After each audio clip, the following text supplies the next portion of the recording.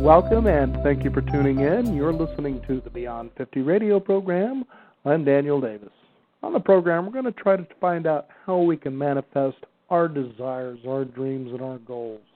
Joining us here on the program today is author of The Art of Conscious Creation. I'd like to welcome to the Beyond 50 radio program today the author of her new book, Practical Conscious Creation. Jackie Lapin is joining us here on the Beyond 50 radio program. Jackie, thank you for joining us today. Hi, it's so delightful to be here. Thank you for inviting me. My goodness, all these years you've spent learning how to come up with practical conscious creation. Tell us about how all this started. Well, actually, I've been a master publicist for many years, but it really began when I was 11 years old, when I began consciously creating, and I wasn't even aware of it. I decided I wanted to be a woman sports writer when there weren't any, and I envisioned myself in press boxes and talking with the players. And at 20, I was at the Detroit Free Press, and at 21, I was at the Associated Press, and 22, I was at the Washington Post. My goodness. And I didn't really know what I was, the process that was at work here.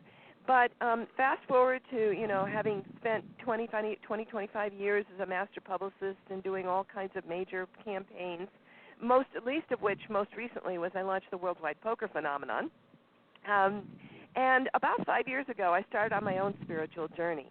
And in that process, I began to realize, as I was reading all the great masters, that there was something that was a thread in here that I really wasn't, that really wasn't being addressed. And it really occurred to me that there was the place for a book here. And that was my first book, The Art of Conscious Creation.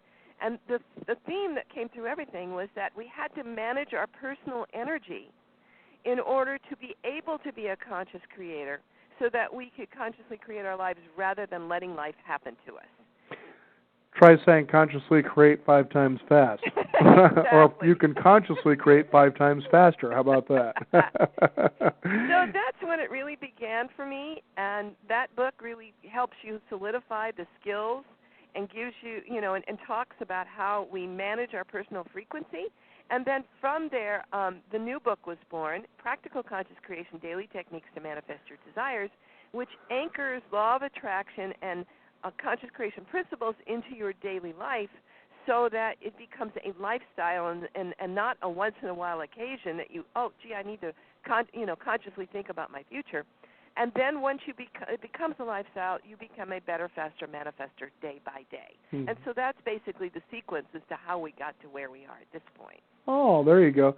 Now, you bring up the law of attraction. There was The Secret. There's What the Bleep Do We Know? People have seen these films, and all of a sudden it's all a buzz as though, you hear something like the law of attraction, for instance, and all of a sudden, since it's a law, that you sort of felt like coming off the tips of these people's lips was, I'm entitled to get anything I desire just by pure intention alone. But your book really is about taking action. Describe how you put all that together. Well, let's talk about what conscious creation is, and then I'll tell you about the 7 steps to consciously creating. The first thing is that everybody needs to understand that this is all about energy. Obviously our bodies are made up of energy, but also our thoughts and our emotions are energy.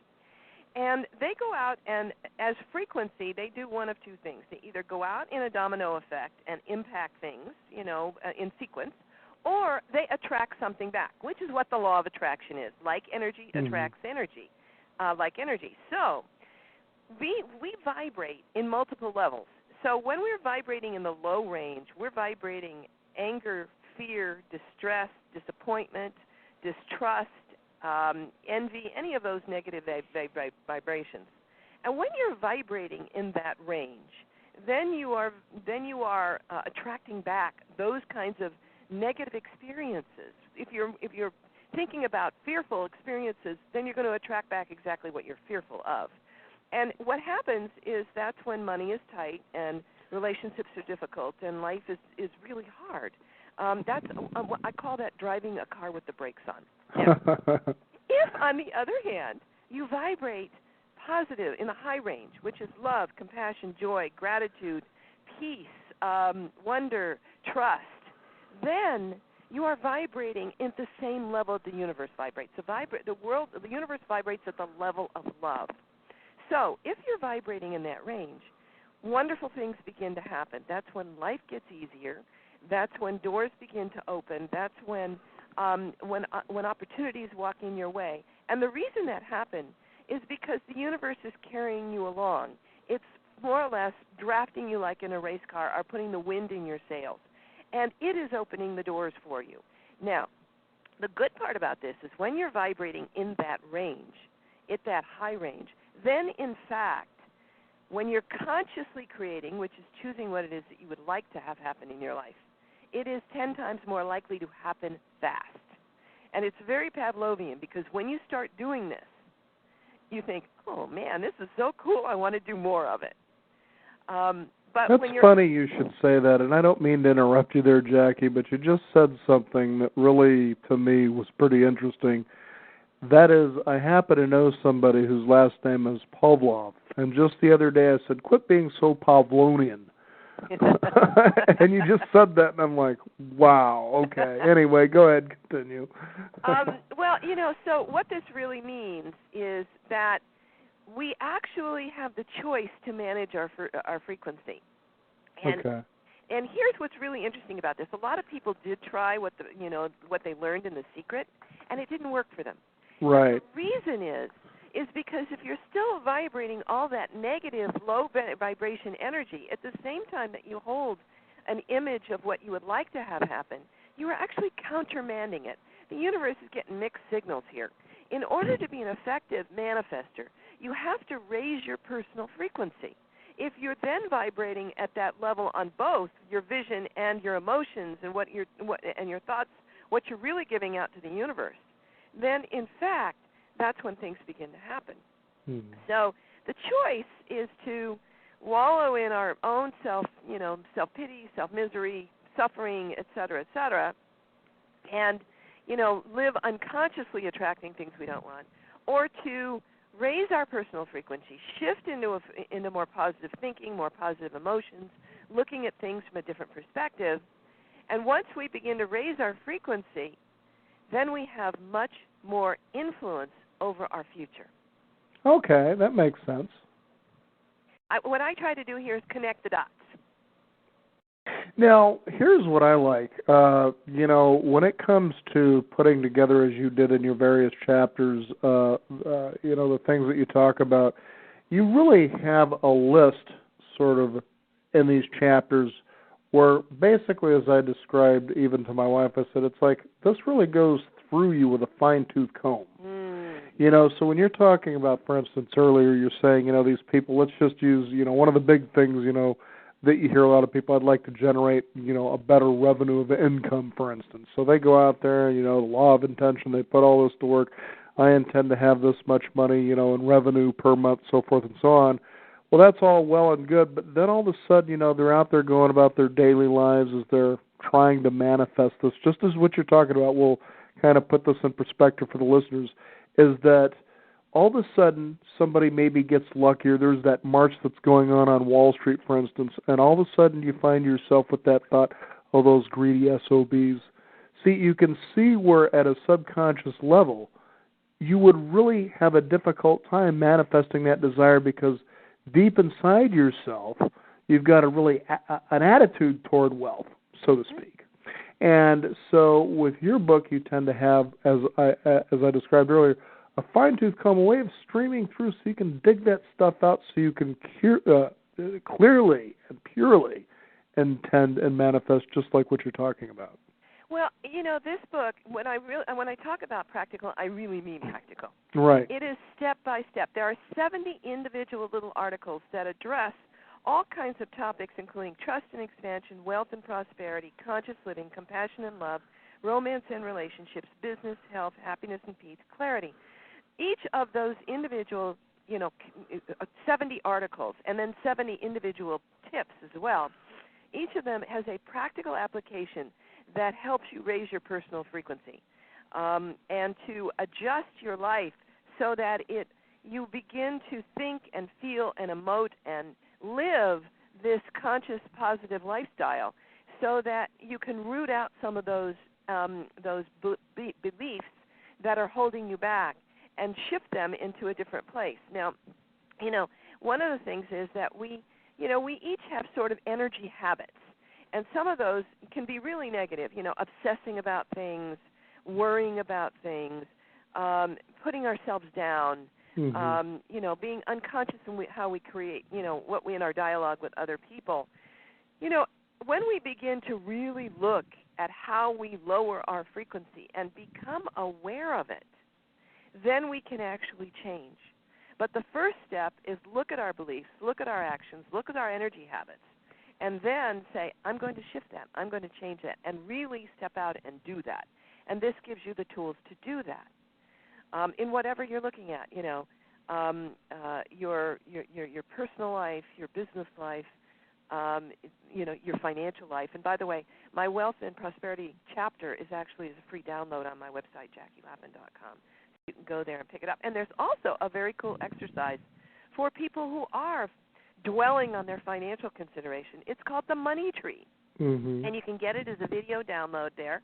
And you can also, it's an exercise where, if I can just do it for a quick minute, you imagine that you've swallowed a little seed, and that seed goes down and embeds itself in your tummy.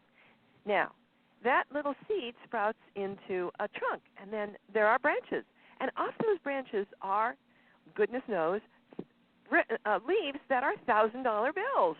So when you need one, you go and you pluck it and you spend it, and then another one grows back. And that is your money tree. It is your ever-present reminder that you are ever abundant and that there is money available to you that you can create through your soul connection. And, and it is always there. So if you really would like to have a reminder that this is a mind shift kind of exercise, to remind you that you are ever abundant, there is if you go to practicalconsciouscreation.com and do the drop down, you're going to get a little copy of that image of that money tree, and you can put it wherever you can use it as a reminder that you are ever abundant. So every time you slip into that negative feeling about money, remember you have your money tree. And the other thing, too, is you can put that right next to the little fountain that you suggest to put into your house with the running water because, according to the natural laws of Feng Shui, that's about prosperity as well. Oh, absolutely. I was just thinking about that because living up here in the Northwest, we were having rain last night, and I was kind of, focused on, on a particular thing that I needed to take care of financially. And I kind of, had a little bit of worry about, how is this really going to work out? Then all of a sudden I could hear the water outside dripping off of the roof, and I was thinking, okay, that's exactly what Jackie's talking about there. There's my prosperity, so I think this will be a piece of cake. Oh, that's perfect. I've spent a lot of time worrying about money over the years. I think a lot of people do, and I think sometimes that's what blocks them from getting to where they want to go in the first place. You absolutely are right. And one of the things that I have done is part of my exercises in trust is to say, okay, I'm not going to worry about that anymore. I am going to simply do what I need to do to, put myself in alignment for money, do the work I need to do, and trust that the universe will turn it up. And it always does. It always does. So the less I worry and the more I choke off that, instead of choking off that energy, that free flow of energy by being in a positive frame of mind, the more it really comes forth. But I also want to say, there's something really, at work here, that a lot of people think that manifesting is all about cars and houses and big things, but it's really not. It's about quality of life. You want more times with your kids or your grandkids. You want more people to come forth to help you with things so you don't have to do it all by yourself. You want to heal a breach with somebody that you care about. You want to find more time to do a hobby that you love. What you should be manifesting more for is not just the big ticket items. It's whatever it is that you want. One of my perfect stories is, and this was a simple, I'd love to have this happen kind of thought. I have 280 beautiful roses here, and we'll talk about how I shift my energy with those in a minute. And I wanted to share it with my community. And there's this beautiful garden tour in the community, but I didn't know anybody on the garden tour, on the garden club. But I put that out to the universe, and one day a lady is walking by sniffing my roses and looks up at me. She says, "Hi, would you like to put your house on the Westlake Garden Tour?" That kind of stuff happens to me all the time. Right. Because I've become a very fast manifester doing all of these techniques. But let me talk about really quickly the process for this. Sure. And I call it the 7 steps for consciously creating your life. The first is to accept the responsibility for your own life and begin taking charge. Know that your experience is really about all what you're vibrating. And so once you shift it, it can change. The second is to access your current frequency and vibrational level so that you recognize how you lower your frequency. That's the energy habits we were talking about. The third is to begin the process of personal frequency management. These are taking steps to raise your frequency. Now, we talked about the energy habits and some major shift things that you can. My first book, The Art of Conscious Creation, has 25 guiding universal principles on how to shift your energy. Very powerful book that really gives you these major areas that you can change. Now, there are some really simple things because there are some days when you just spiral downward. You know, you spill coffee on yourself or you stub your toe, and then you get into one of those moods.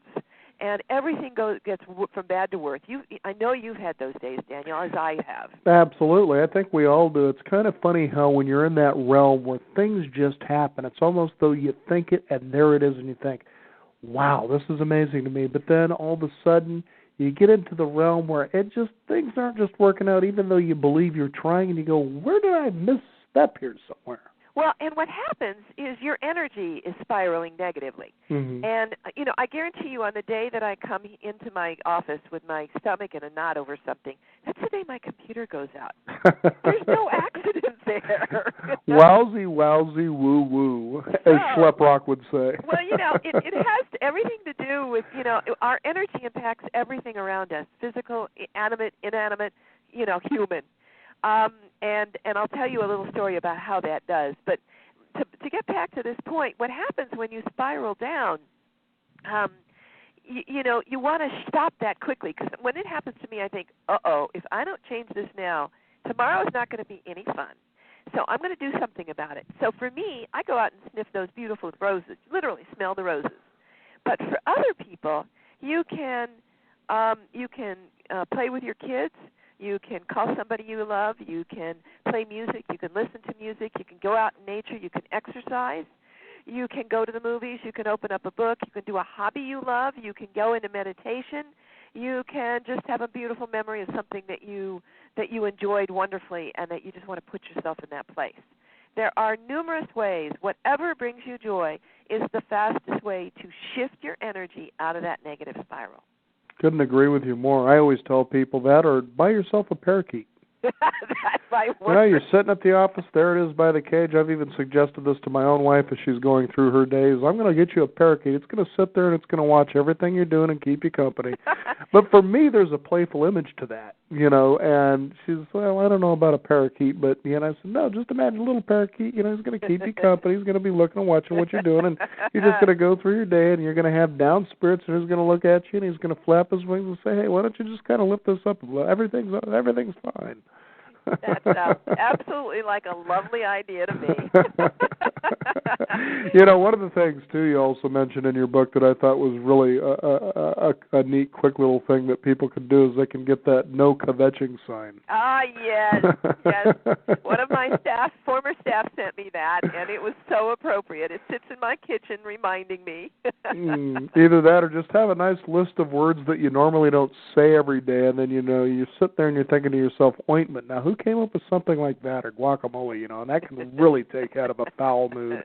But, the thing is you're mentioning a tremendous point that earlier this year, on our program, it seemed like in the last 3.5 years, we've really been doing a series of segments on the power of thought. We seem to be at a whole new realm where we're beginning to catch up with what Einstein has theorized about how the quantum world works. We're still pretty much molded by science, and we're pretty much rooted in the science of Newtonian physics, okay?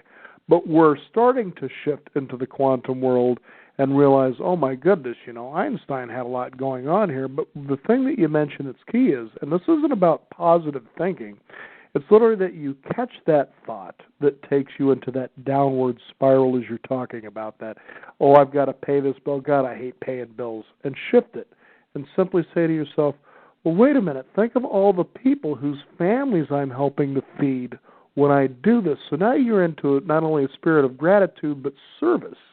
And it changes everything about your mood in that particular moment. And that's not positive thinking. It's, as you've been saying, you're shifting your energy from the way the energy of that thought is to a different frequency, as you're talking about. Well, there's one article in Practical Conscious Creation that I love, and it's How to Shift Your Perspective. And it's got 25 or 30 different questions that you can ask yourself to change your perspective on something. What is this going to do for, how is this going to change what I do next time? What can I do here that's going to improve my situation? What can I do here that's going to help me serve somebody else? And all of these different questions that are going to take an experience that you might perceive as negative initially and shift it into a positive framework for you. I mean, all these different questions will lead you down that different path. But I want to also mention to you, you talk about quantum physics. There's a story in my first book. I actually go through 70 different small case histories, scientific case histories, that show that what we think is what we create. And one of the scientific studies is scientists wanted to determine what impact we have on our plants. So he monitored a woman and he monitored her plants. Now, she was 3,000 miles away getting ready to take off in an airplane, and this woman is terrified of flying. And at the exact moment that she was taking off on the airplane, her plants 3,000 miles away were registering her fear. Anna, there's a wonderful book out there that I came across through another one that is The Secret Life of Plants, where they talk about that very thing. Exactly. I think that may have come from that book. But and it's one of my favorite books that show that how we interrelate. But so that's a little, just a tiny tip of the iceberg on the quantum physics. But you're right. That's our thoughts have much more power than we think that they do. Right. And so you have to be careful about what you put out there. And reality is kinder than you think as well. Yes. As Byron Katie would say. and that leads me to another thing. Let me walk through the rest of these, and I'll get back to that point. Absolutely. The fourth step in consciously creating your life is to decide what you want to experience in your future with clarity. Set your intentions. This is where you begin to consciously create your future. Now, the fifth is commencing the visualization process. And that is where you actually envision or do a mind movie of what it is that you want to experience as if it was already happening to you. And when you do that, you need to also experience it with the emotions that you would normally have. Love, thrills, joy, wonder, fantastic, excitement, etc., happiness. Because your emotions are actually the express mail to the cosmic post office. Ah. Yeah. It's like a silver bullet. That's really what the universe is responding to in the most impactful way. So you want to experience that, and it will attract more of it for you. This will help create the materialization of your vision. Now, the next step is the important one, which was where I was going to come back to you with you. It's called becoming an actionary. This is where you actually have to take a step. You have to get off the couch. So when you actually found a lot of hippies that were watching, the law or The Secret. They would always quote it, and it's like, but what are you doing now about that? Yeah. Well, it says that I can. Okay, well that's what it says, but what are you doing? Anyway, go ahead. Yeah, I mean, you really have to take action, because when you take action, this is what you were just saying. Most people think the world is against them, but it's actually not. The universe conspires on your behalf. And here's how this works. There's this article in Practical Conscious Creation on commitment. And what happens when you make that commitment and actually step out. There's this imagery of, the Indiana Jones character. He's being chased by the bad guys. He comes up to this giant chasm, and there's no bridge over the chasm. How is he going to get over? And this little wizened creature comes up and says, take the first step. Mm-hmm. And so he does. He takes the first step. And guess what? It appears. And now the next step appears. And now the next step appears. And he's over the bridge. So what this really is the universe. If you take the first step, you may not know how you're going to get there. You may not know exactly where you're going. But the universe will present the next step for you. It will open a door. It will point you in the right direction. You might get an intuitive guidance. You might get somebody that comes up to you and said, would you like to do this? So once you start taking action, the universe aligns in your behalf, conspires in your behalf, and things begin to happen. Mm-hmm. You know, that's really fascinating as you talk about that, and a really good living example of that, and I'm sure there are many, but last summer, I believe it was, I was watching a wonderful documentary on Tom Petty and the Heartbreakers, Running Down a Dream. And there's a moment in this documentary where it talks about strange coincidences. And this is where he started coming together with people such as Roy Orbison, George Harrison, and the like. And he says, it was weird. I was just thinking about that guy, and there he was. And we started collaborating. And so you see this in action. I mean, this is a rock and roll superstar who's manifested probably more number one hits than just about anybody in rock and roll. It's almost as though he divinely just brought this music down and just put it out. And so as you watch this and listen to what you're talking about, you can actually see it in action through that. And I know a lot of people would say, well, that's fine, but, I'm not a rock star. But actually you are, but in your own right and in your own way. Absolutely.